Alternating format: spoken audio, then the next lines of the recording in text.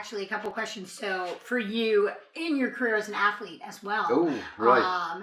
Because, Neely's like very, modest. I aspire, whatever. But done the UTMB, done some of the big famous ski mountaineering races around here. But I would like to know if you have anything in mind, most embarrassing trail running moment? Most embarrassing. I'm actually not really a superlatives person myself because I feel like it puts the pressure on, to choose the best. The Patrie de Glacier. So it's a big skimo race, but a lot of people probably know this one. But it's got just under 4,400 meters of climbing, and whilst we've been training around 3,500 quite regularly, you can't replace good time up at altitude for the training. So I thought, right, okay, we've got the Aiguille du Midi. I can see this from my office window. I look up at it every day and it's right there. And it's high. 3,700 meters, what's that, just under 13,000 feet. And it's like, that's the place to go. And surely all I want to do is, they've got external stairs. I can tell you there's 122 of them. And I took myself up there and I went up and down them. And then I accumulated 500 meters of vertical on there. I had my full race pack on as well. So that was a good 6, almost 7 kilos. I'm pretty fit. I was feeling good. I was jogging up the stairs, feeling good. Thought nothing of it until the next morning. Yeah, and for the next week, I could not walk. My calves, I can't even explain the pain. I've done multiple UTMBs. I've done all these blisters. Didn't even compare. This was the worst I'd ever felt, and that was induced in about an hour of movement. You live and learn. Definitely. I couldn't hide as well because everyone could see the way I was walking. As you were discribing it, I was thinking, yeah, that sounds like a good idea. That's what I figured as well. But apparently, again, you use your calf muscles for when you have a training shoe on. You don't use them quite so much when you're in a ski boot. Yeah. So whilst I was able to ski, I couldn't move. All right. Well, don't do that. Yeah, we live and learn. Yeah. And then, so how about any worst or best race moments? Or trail running moments generally. I did love to think, okay, it's running through the big arch at the end of the race. You get your big fanfare.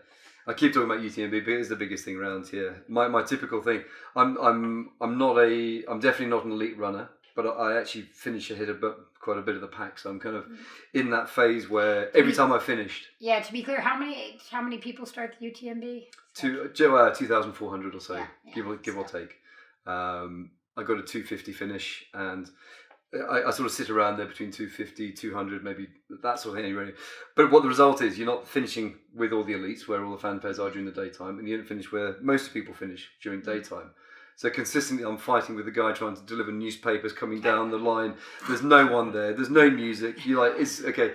Someday I'm going to work out a way to actually finish either really early or a little bit later. But it's all these finishes. They're always special. But you have lots of experience along the way. Lots of fun hallucinations always kick in. I've had a few fun ones. Most people like to swap hallucination stories. There was one very clear one, coming through towards the UTMB, and it was coming off Bovine just past La Giette, and when you come down, before you come into Trion, this is lovely. It's a lovely bit of running. This path that descends down, you're kind of traversing a little bit around the mountain, and night had just started to fall on that second night, and I was very aware that there's a very big steep cliff on the right hand side. And as I was running along, I was like, be careful, because there's a bit of grass just there.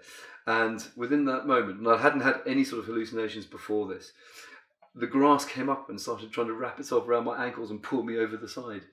And I then moved over to the other side, and then all the stumps, all the trees, everything else, they became woodland animals, and the big trees, the stumps, they were Mexicans with the sombreros and coming up and saying hello to me. It was a full-on experience. And wow. Until you've experienced actually knowing what's going on, knowing that these hallucinations, but you're right there in the middle of it, and it's just you end up just going with it. It's a very odd thing, and actually it's quite fun. How many hours in? That would have been probably 20 hours in, 22 hours in, somewhere around there. Yeah, somewhere around there. Well, you're too fast. You go through your races too quickly, don't you? That's the thing. I don't go quite as far. Yeah. Speaking of timing, I think that time is passing, so I'm gonna skip to. I do have just a quick lightning round for you. I did not tell you. Okay. I was warned this was coming. So, first thing is, As a physio, are you more of a do as I say, not as I do, or more of a lead by example person? I try to lead by example. I would not ask people to do something I haven't done myself. Okay. Summer or winter?